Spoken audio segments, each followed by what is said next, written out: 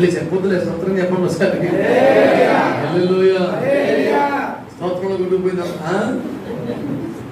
జాగ్రత్త పెట్టలేదా? ఒక సహవాసంలో బలం ఎంతండి. దాని చుట్టూ కంచె ఉంటుందండి, దాంట్లో నీటి పారుదల వ్యవస్థ ఉంటుందండి.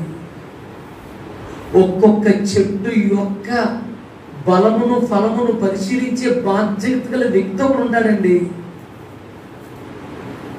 బాగా ఫలించే చెట్టుకు పెట్టిన నీరే ఫలించని చెట్టుకు కూడా అందుద్దండి. ఏది ఫలించడం దానికి కాస్త ఎరువు కూడా పడుద్దండి. యజమాని కోపమునకు అడ్డుపడే త్యాగశీలి తోటమాలి ఉంటాడండి. ఇన్ని ఉంటాయండి తోటలో ఉంటే. సహవాసం బలం ఎంత గొప్పదంటారు.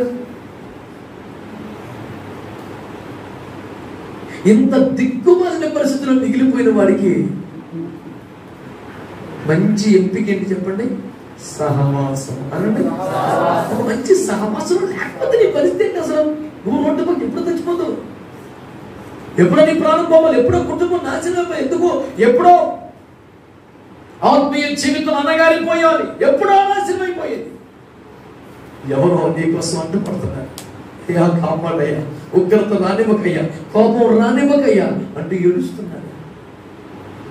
తోటలో చెట్టు కాకపోతే తోట వారికి ఏం పని? పక్క తోటలో చెట్టు గురించి ఇతను ఎందుకు కష్టపడతాడు? నీ చేతిలో కదా అలాగే పడుకో. నీ తోటలో మొక్కను నేనయ్యా, కాయుము యేసయ్యా. ఏడవాలి దేవుడి దగ్గర. దేవునికి మహిమ కలుగునుగాక. ఆమేన్. హల్లెలూయా. సహవాసం యొక్క బలం ఏంటో, సహవాసం యొక్క లాభం ఏంటో అర్థమవుతుందా నీకు? ఓ సుదీర్ఘ ప్రసంగం చేయడానికి కాదు ఉపక్రమించింది. ఓ అతి ప్రాముఖ్యమైన మాట నీ ముందు పెట్టాలి. అతి ప్రాముఖ్యమైన మాట.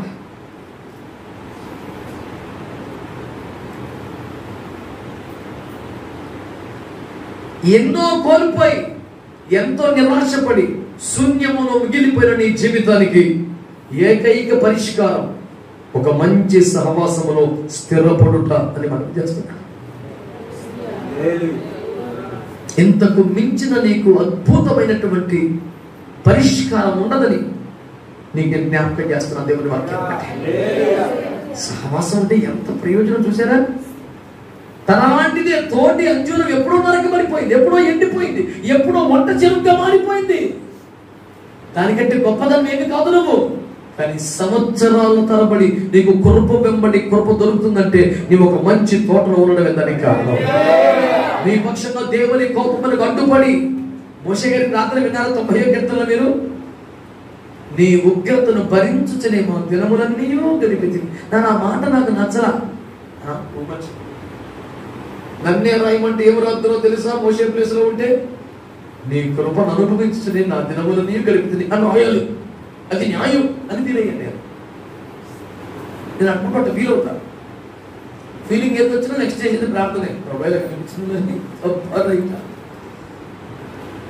మోషే కొంచెం నిరాశలో ఉన్నప్పుడు, బాధలో ఉన్నప్పుడు రాసిచ్చినట్టున్నాడు.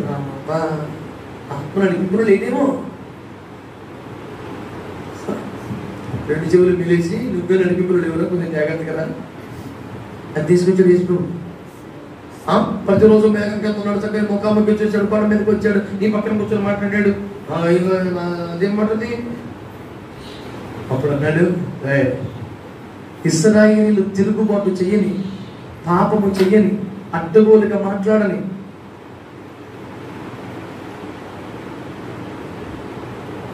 రోజు ఒక్కటంగా వాళ్ళు ఎప్పుడు ఇదే పనిగా, ఎప్పుడు తిరుగుబాటుగా, ప్రతిరోజు వాళ్ళు ఏదో ఒక పొరపాటు చేయటం, తప్పుడు పని చేయటం, నా కోపం రగులుకోవటం, జరగాలు చంపేస్తానంటాం అని నా కోపానికి అడ్డుపడని, నా ఉగ్రత అడ్డుపడి రోజు అతను చేసిన పని అది ఇక్కడ ఏదో తేడా చేస్తారు వీళ్ళు. ఆయన ఎంత మాత్రమో నిర్దోషిగా నిర్దోషిగా ఎంచే రకం కాదు. తలుపు అంటాడు, చెక్క అంటాడు. ఇక తేడా మాట రాదు ఆయనకి. తప్పంటే తప్పంతే. ఉండవు దాన్ని పెడతాం, మధ్యలో అడతానులే, నేను గట్టి పెడతాను. దహించు అగ్నిగా తీవ్రమైనటువంటి కోపాగ్నితో దేవుడు రావటం, ఆ ఉగ్రతాగ్నికి ఎదురెళ్ళి ఆయన్ని ప్రతిమానుకోవటం, ఆ వేడిని భరించి బతకటం రోజు ఎంత కష్టమండి. తోటలో మొక్కకైతే ఎంత ఏర్పాటు ఉంటుంది. ఒక సహవాసములు ఉంటే, సంఘములు ఉంటే, నడిపింపులు ఉంటే నీకు ఎంత ఆశీర్వాదం, అది ఎంత బలం. యేసు ప్రభువు లూకా 15 చెప్పిన ఉదాహరణ గుర్తుందా? 100 గొర్రెల్లో ఒక గొర్రె తప్పిపోతే 99 వదిలిపెట్టి ఆ గొర్రె కోసం కాపరి వెళ్ళడా అని చెప్పాడు కదా.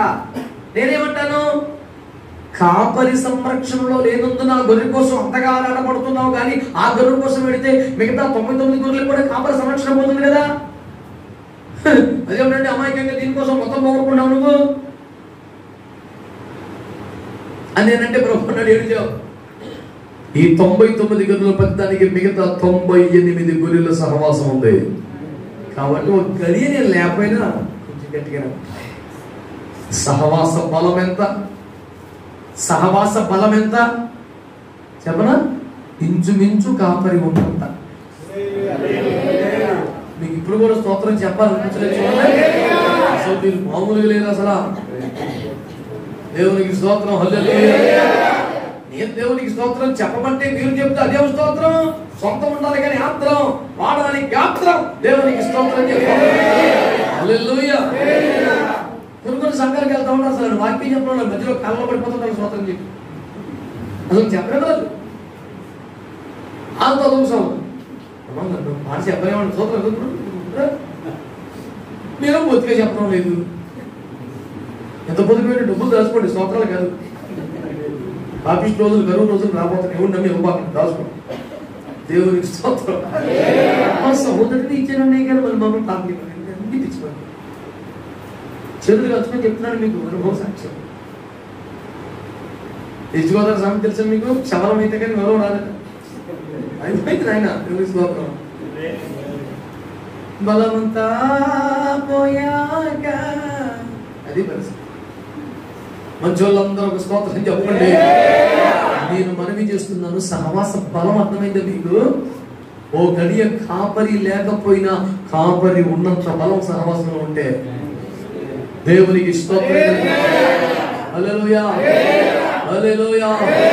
మంచి కాపరి పైలోకము నుండి గొప్ప కాపరిగా చూస్తున్న ఈ కాలంలో కూడా మనకున్న బలం ఏమిటి తెలుసా? సహవాసమే, సహవాసమే. కనుక నేను చాలా రోజుకి 7 గంటలు 70 గంటలు చేయి. నువ్వు వేస్ట్ చెప్తున్నాను. అసలు ఒక 1-2 గంటలు నేను పనిచేస్తానండి. ఒక 4-5 గంటల పని ఎప్పుడు వాక్యమో జీవనమో అంటానండి. అయినా నువ్వు వినమంటావు. ఏసుప్రభుకి ఇంటి గురించి అక్కర్లా, మొత్తం ప్రపంచమే నాకు ఒక సంఘం రా బాబు అంటే నువ్వు సపరేట్ మళ్ళీ పెట్టే ఒప్పుకోవడం అవ్వదు. తెలుగు సహవాసంలో ఒక భక్తురాలు నాకు చెప్పింది, అయ్యండి నేను ప్రార్థన చేస్తానండి, తెల్లవారేసరికి ప్రభు నాకు ఇది ఒకటి చేసేస్తాడండి బాబు. ఇలా ప్రార్థన చేశానంటే తెల్లారి పట్టుకు మొన్న అది అడిగాను, ఇచ్చాడండి. మళ్ళీ దీని గురించి చేసి ఇచ్చాను. హస్బెండ్ చెప్పాను, నేను కార్ డ్రైవ్ చేస్తున్నాను, వెనకాల కూర్చొని నా భార్య పక్కన కూర్చొని ఏమైపోతుంది అవసరం ఎదిగాదు లేని కొని చెప్తుంది. పిల్లలు నా భార్య టెన్షన్ పడతాను, వెనకాల కూర్చొని తినేస్తున్నాను. మనం ఏది అడిగినా ప్రభు ఇచ్చారా తల్లి? అవునండి. ఇప్పుడు నీకు ఏం అర్థమైందమ్మా? దేవుడు ఎంత కృపగల పండుగ ఎందుకు ఫీల్ అవుతావు చూసుకుంటాను. అదంతా దేవుని కృపైన అర్థమైన తర్వాత ఇంకెందుకు పొంగిపోతున్నావు పిచ్చి తల్లి? కుదిరిగా వచ్చా. దేవునికి స్తోత్రం కలుగుతుంది. మంచి వాళ్ళందరూ చెప్పండి పర్లేదు. హల్లెలూయా. అర్థమవుతుంది సహవాస లాభం ఏంటో, సహవాస బలం ఏంటో. తోటలో ఉంటే, సహవాసంలో ఉంటే, కంచెలో ఉంటే, ఆ నీటి పారుదలలో ఉంటే, ఆ ఎరువు వేసేవాడి దగ్గర ఉంటే, అడ్డం పడేవాడి దగ్గర ఉంటే నీకు ఎంత లాభం అయ్యా? నేను అంజూరము కాదా, నేను ఏపుగా ఎదగలేదా, నాకు ఒకసారి అకాలము రాదా, అంత మాత్రమే నన్ను విసరించుకుంటువా? నీకు మరి అడిసేవాడు లేకపోతే అడ్డుపడేవాడు లేకపోతే 106వ కీర్తన 23వ వచనంలో ఆ రాత్రి మోషే యెహోవా సన్నిధిలో నిలువబడి వారికి అడ్డుపడింది. ఆ రాత్రి అంతా నువ్వు జరుగులో పక్కకి వెళ్ళి సంగతి చెప్తానని ఆయన కత్తేసుకు వచ్చేస్తానండి. ఆ రాత్రి అంతా అడ్డుపడుతున్నాడు. ప్లీజ్ అయ్యా, ప్లీజ్ అయ్యా, ప్లీజ్ అయ్యా, అయ్యా అయ్యా నువ్వు జరుగులో వెళ్ళి సంగతి అయ్యా అయ్యా అయ్యా ఆ రాత్రి అంతా చెప్పాను. నేను నా సంఘ బిడ్డలకి అదే చెప్తాను, కేవలం ప్రసంగమే అయింది దేవుని బిడ్డలారా. ఈ సోషల్ మీడియా డెవలప్ అయిన కాలంలో రోజుకు ఒక చూడొచ్చు, కానీ నీకు వినిపించే ప్రసంగికుల్లో ఎవరైనా నీకు అడ్డుపడతారా? ఎవరు పెట్టాలనుకుంటారు? ఎవరి సంఘం నీకు ఎవరు అడ్డుపడతారు? నీ సంఘ కాకుండా. ఆ అద్భుతమైనప్పుడు మా అయ్యగారి కంటే అయ్యగారు బాగా చెప్పారు. నిజమే, మీ కాపరికన్నా నేను 4 మంచి మాటలు చెప్పొచ్చు, నాకన్నా అయ్యగారు మంచి మాటలు చెప్పచ్చు, వారికన్నా ఇంకొకరు బాగా చెప్పొచ్చు, కానీ నీకు అడ్డుపడి చేసేవాడు నీ మీద కోపం రాకుండా, నీ మీదకి దేవుని ఉగ్రత రాకుండా, నీ మీద తీర్పు రాకుండా, నీ మీద శాపం రాకుండా, దుష్టుడి దాడి చేయకుండా, అయ్యో అంటూ తన ప్రాణమును అడ్డు పెట్టి మరి ఏడ్చేవాడు ఎవరు? కాపరులుగా సంఘములో సేవకులు తప్ప ఎవరికి పట్టిందా బాధ? టీవీలో కనిపించే ప్రసంగికులందరూ నీకోసం ఎందుకు ఏడుస్తారు? నేను కూడా యూట్యూబ్లో ప్రపంచమంతా వింటున్నారు నా వాక్యానికి. అందరి కోసం నేను ఎందుకు అడ్డుపడతాను? నాకు అప్పగించిన మంద కోసం అడ్డుపడతాను. లెక్క చెప్పాలి కనుక నాకు భయం ఉంటుంది.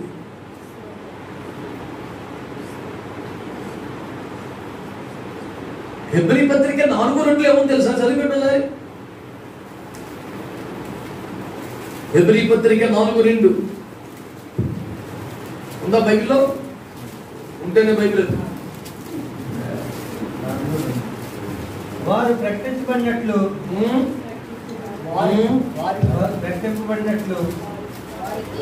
వారికి ప్రకటింపబడినట్లు మనకును సువార్త ప్రకటింపబడింది. కానీ వారు వినిన వారితో విశ్వాసం గలవారే కలిసి ఉండలేదు కనుక విన్న వాక్యము వారికి నిష్ప్రయోజనమై ఇంకా అన్నమాటలు చిలివే వాళ్ళు కనికరం లేదు. ఇంకా అనర్ఘలంగా చదవాలి, కంఠాపదంగా చదవాలి, ఊరంతా ఈ మైకి లేకుండా నిలబడిపోవాలి. దేవునికి స్తోత్రం కలుగును. అక్కడ ఏముంటున్నాడు వాక్యం చూసారా? వారికి ప్రకటించబడ్డట్లే మనకు కూడా ప్రకటించబడింది. అదే దేవుడు, అదే వాక్యం, అదే మాటలు. వారికి ప్రకటించబడ్డట్టే మనకు కూడా ప్రకటించబడింది. కానీ వారు వినిన వారితో కలిసి ఉండలేదు కనుక ఆ వాక్యం మనకి నిష్ఫలమైంది, నిష్ప్రయోజనమైంది. అదే వాక్యం మనకు ఫలించిందంట, అది ఫలించలేదంట. ఎంత చిత్రమండి! ఎందుకు తేడా జరిగింది? వాళ్ళు విన్నారు, వినిన వారితో కలిసి ఉండలేదు కనుక ఆ వాక్యము వారికి నిష్ప్రయోజనమైన. వాక్యం విన్నా దర్జాగా సోఫాలో పడుకొని కాలు మీద కాలు వేసుకొని సెల్ ఫోన్ పెట్టుకొని పైన టీవీ పెట్టేసుకొని సూపర్ పాయింట్, ఆనందించు, తప్పలేదు. కానీ వాక్యము వినిన వారితో సహవాసము చేయుచుండగా ఆ వాక్యము నీకు ప్రయోజనకరంగా మారుతుంది.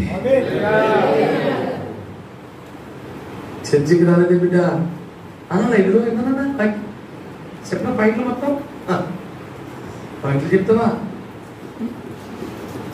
చెప్పరా? లాస్ట్ పాయింట్ నేను చెప్తాను. 7 పాయింట్లు చెప్పాడు. ఎందో పాయింట్ అయినా నీకు ప్రయోజనం లేదు. అది ఎందో పాయింట్. నేను చెప్పిన మాట బైబిల్లో ఉందా? అట్లాడలేదు మీరు ఇప్పుడు. ఏమని? సహవాసానికి రాకుండా ఎంత మంచి వాక్యం విన్నా,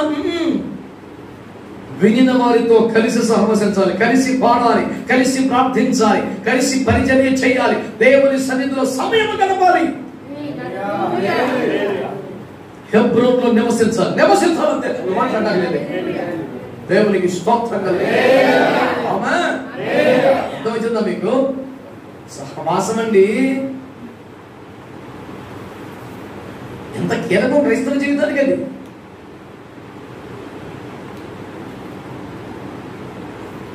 ఏమీ లేదు, ఏమీ లేదా? ఏముంది నాలో? ఏమీ లేదా? ఏమీ లేదా? సరే నేను చెప్పరా? ఇంత లేనుడు కదా, ఎవరు లేరు అంత ఘోరం కదా, ఎవరున్నారు అంత దారుణం కదా. నీకు పరిష్కారం చెప్పండి. ఒక మంచి సహవాసం చేసుకో. ఆ సహవాసం నాటబడిపో. ఎవరు నీ మీదకి దేవుని కోపం రాకూడదని నీకు ఏడ్చేవాళ్ళు ఎవరు? తమ ప్రాణం అడ్డేసి మరీ కన్నీరు కట్టేవాళ్ళు ఎవరు? ఈ చెట్టు పాటించట్లేదని చుట్టూ తవ్వి శ్రద్ధ పెట్టేవాళ్ళు ఎవరు? నీ కొరకు ఎవరు ప్రయాసపడగలరు చూడు. ఆ సహవాసం స్థిరపడిపోకూడదు. నీ దుఃఖము, నీ కష్టము, నీ మోహం చూడడం దగ్గరికి ఎందుకు వెళ్తున్నా? పొలం ముద్ద పని చేస్తలేదు నీకు. ఇప్పుడు టీవీలో వాక్యం కనపడుతున్నది, అయిపోయి చెప్పనే కదా. అయితే ఏంటి ఇప్పుడు? నీకోసం నేను నీకు అడుగుతాను, నా బిడ్డల కోసం అడుగుతున్నాను. కానీ నీ సంఘ కాపురం నీకు ఇంపార్టెంట్ కదా. ఒక మంచి సహవాసం. ఆమేన్, ఆమేన్. మీకు అర్థమవుతుంది నేను చెప్పిన వాక్యాలు. అంజూరం చెట్టు గురించి చెప్పాను, 99 గొర్రెల గురించి చెప్పాను మీకు. నేను హెబ్రీలో ఉన్నటువంటి వినిన వారితో కలిసి ఉండాల్సిన నియమం చెప్పాను మీకు. నేను గుర్తుపెట్టుకోండి, మర్చిపోయేవండి అంట కుదరదు. జాగ్రత్త గుర్తుపెట్టు. అడిగితే చెప్పాలి మీరు నాకు.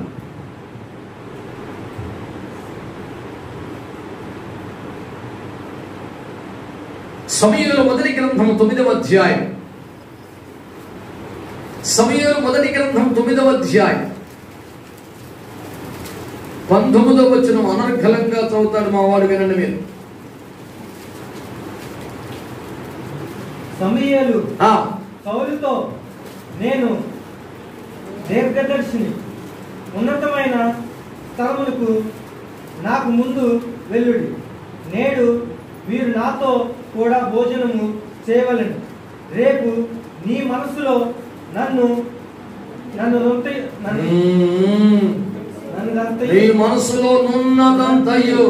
నీకు తెలియజేసి నిన్ను వెళ్ళవచ్చు. చెప్పండి గట్టిగా ఒకసారి.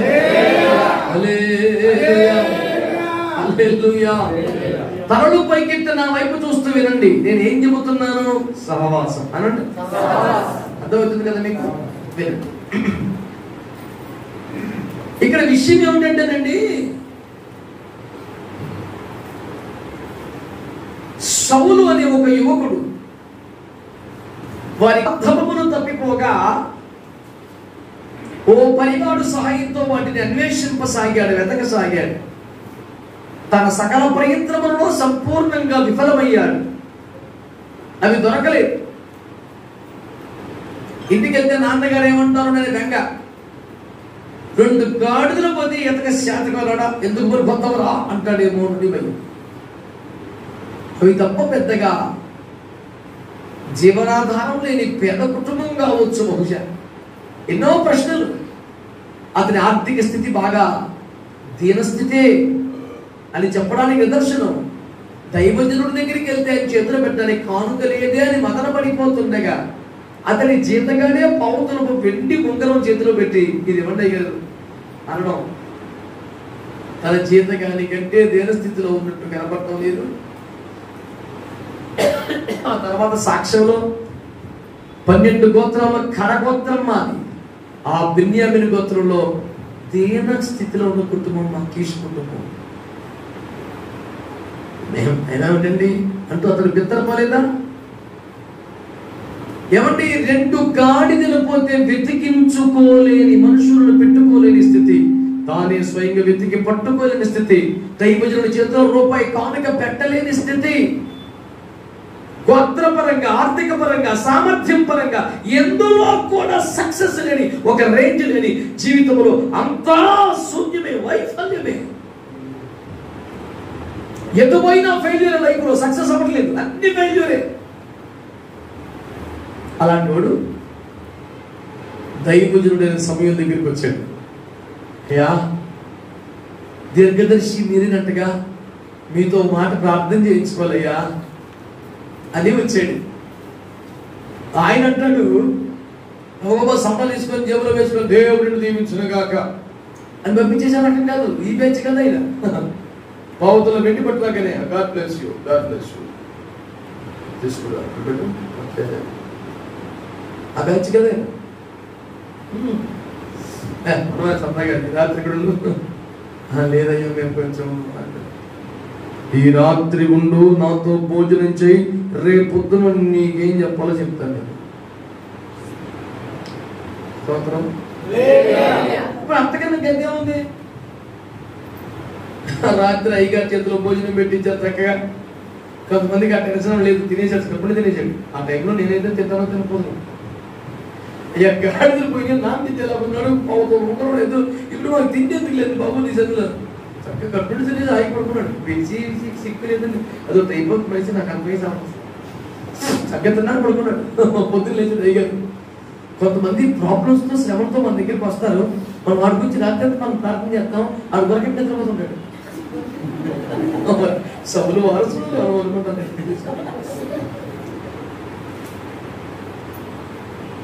మనకు అన్నీ ఉంటాయి, పడుకోవడానికి సరిపడా. కానీ ఆడు గురించి అయ్యో తెల్లవారు ప్రభు కనికరించయ్యా బాబు అని ఏడుతుంటాం. మనం మధ్యలో లేచి చూచాడు మంచి కొరకెట్టుకున్నాడు.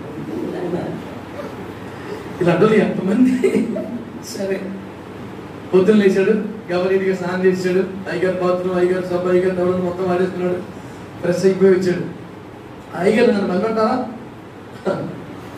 మోకరించరా, ప్రార్థన చేస్తాను. మోకరించాడు. ఒక గుడ్డులోని తైలం తీసుకుని తన మీద పోసి, ఈ తైలము నీ మీద పడింది, నిన్ను దేవుడు ఇశ్రాయేలు మీద అధిపతిగా అభిషేకించాడు.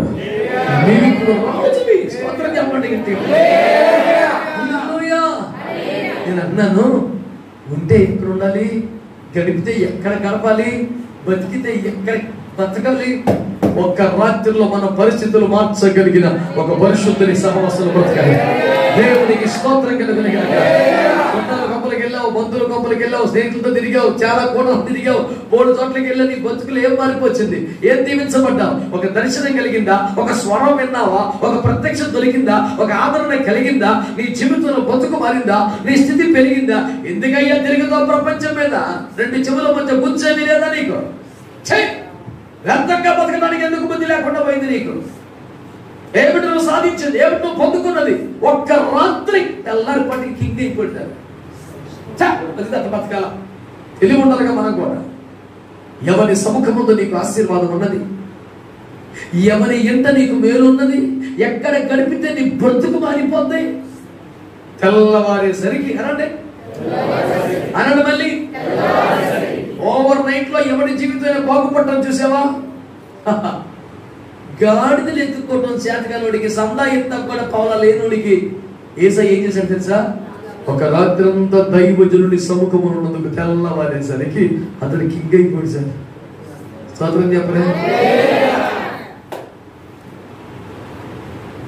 రాజు చిరంజీవి అవునుగాక అని పలకాల్సిన కేకలు చేసింది. సౌలు ఏలుచున్నాడు అని కేకలేసి బయలుదేరారు. రాజాది రాజ రాజమార్తాండ అని పొగిడే బ్యాచ్ తయారైపోయింది. ఒక రథము, గుర్రం, రాజ్యం, సైన్యం.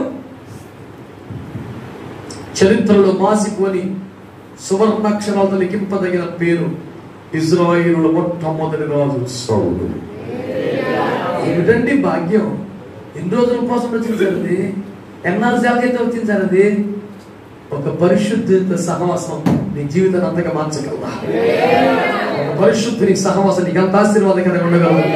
ఒక ప్రార్థనప్పుడు సహవాసం నీ జీవితాన్ని మార్చి పడేస్తుందంటే, లోక భాషలో చెప్పనా దాన్ని తిరిగిపోద్ది. ఇంకా ఆచార భాషలో చెప్పనా నవరాత్రి మారిపోద్ది. బైబిల్ భాషలో చెప్పనా ఒక్క రాత్రిలో 400 సంవత్సరాలు బానిసత్వం తీరిపోయింది. దేవునికి స్తోత్రం. 400 సంవత్సరాల కట్టు బానిసత్వం ఒక్క రాత్రి, ఒక్క టెక్క వినవబడకుండా అందరూ సంపూర్ణంగా విమోచించబడ్డారు. దేవునికి స్తోత్రం.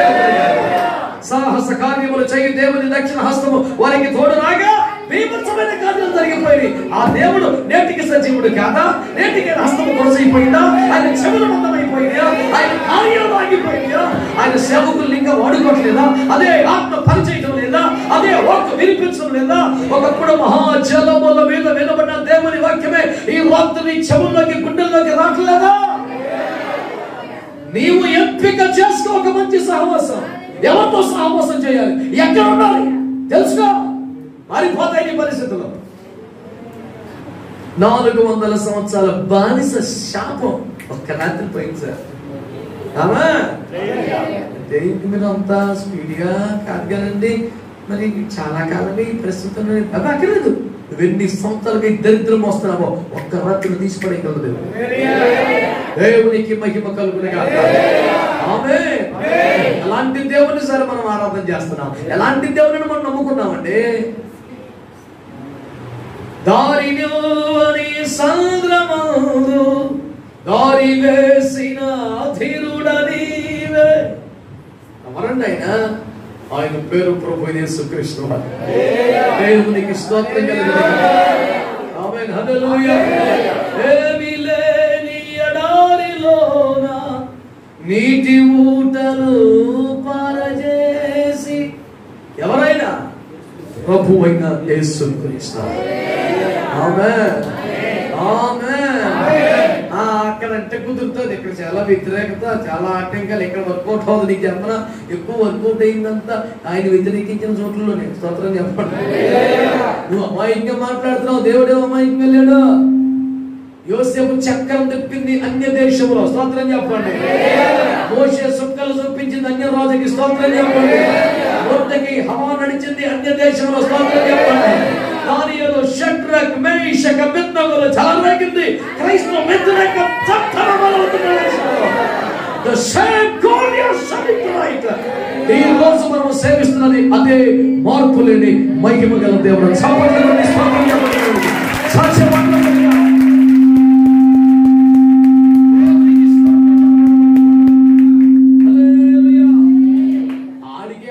సత్యవంతుడు టెన్షన్ పడిపోతాడు, మైకి టెన్షన్ పడుతుంది, ఇబ్బంది ఏం లేదు.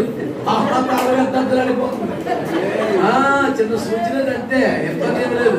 మనం డిస్టర్బ్ అయ్యే సీన్ అంతకన్నా లేదు. ఏసు రక్తం ఏం చేయాలి? నేను నమ్ముకున్న నా దేవుణ్ణి ఎరుగుతున్నాను, నేను చూచాను, నేను స్వరం విన్నాను. దర్శనం ఉన్నవాడికి ఆ ధైర్యం ఏర్పడుతుంది.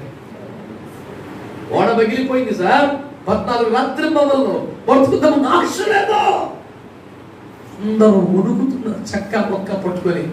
అందరూ ఒక్కరు లేచి అయ్యలారా ఈ రొట్టె ప్రభు నీకేం పిచ్చే చేస్తాను. నిన్న రాత్రి దేవుని దూత నా పక్కన నిలిచి ఆమె అన్నది గట్టిగా, దర్శనం ఉంటే అందుకని నడుతాను. గుళ్ళబడి ఆడమంటారా ఆయన కనికరించేదాకా, నీకు దర్శించేదాకా, తాను చెయ్యబోతున్న కానీ చూపించడానికి లేకూడదు. పద్దాక తిండి నిద్ర 25-30 ఏళ్ళ బట్టి తింటానే సత్యం. సిగ్గున్నారు ఇక సరిపెట్ట. ఒక రాత్రి ఆయన పాప దగ్గర కూర్చోవాలి. ఇద్దరు భార్యలు దాసీలు 12 మంది పిల్లలు పట్టాక వృద్ధాప్యానికి వస్తున్న వాడి మోకాలు ఇస్తే తెల్లారు దిగలేదా దేవుడు మాట్లాడేదాకా. రోషం ఉండాలి, రోషం ఉండాలి బతికితే. నీకు సాటి ఎవరో ప్రభు. ఆయన కరెక్ట్. నువ్వు ఒక పూట తిండి ఆగలవా? ఒక రాత్రి నిద్రకి ఆగలవా? ఓ ఆశను చంపుకోగలవా? ఓ కోరికని కాల్చేయగలవా? ఒక బంధాన్ని వదులుకోగలవా? దమ్ముండాలి. భక్తి చేయాలంటే దమ్ముండాలి. ఏం పొందుతుందో చెప్పడానికి కోట్ల మంది వచ్చారు భూమి మీద. ఏం వదులుకున్నావో చెప్పే దమ్మున్నప్పుడు అక్కడ కావాలి. ఒరక బతకడం కాదు, మందలో ఒకటిగా ప్రత్యేకంగా బతుకు దేవుని కోసం, రోషంగా బతుకు దేవుని కోసం. వాళ్ళని మెయింటైన్ చేయాలి. సత్యమైన నీ సాక్ష్యం బతుకుండాలా, సత్యమైన నీ ప్రార్థన దేవుని ఇద్దరు సజీవంగా ఉండాలా. బతికంటే బతకాలి. ఎందుకంటే రోషం తక్కువ బతుకు బతకాలి. ఎలీషా చచ్చిపోయి సంవత్సరం అయిపోయింది. చచ్చిపోయిన ఒకడు ఆ ఎముకలు తగిలితే ఆడు మళ్ళీ బతుకుతున్నాడే. తాను చనిపోయిన సంవత్సరం తర్వాత కూడా చనిపోయిన వారిని బ్రతికించగలిగే ఒక అభిషేకం ఎముకల్లో మిగిలి బ్రతికి ఉండగానే ఒక ప్రార్థన లేకుండా, ఒక అభిషేకం లేకుండా, ఒక ప్రత్యక్షత లేకుండా, ఒక దర్శనం లేకుండా, ఏ కృప పొందకుండా ఎందుకు బతకాలనిపిస్తుంది నీకు? రోషం ఉందా నీకు? గుండెలో రగలాలి. నిద్ర మీద తిండి మీద అసహ్యం పుట్టాలి. కడుపులో నొప్పొస్తున్న వాడు పడుకోనంటే ఏం పడుకుంటాడు? గుండెల్లో భారం ఉంటే పడ్డ నిద్ర పట్టదాం.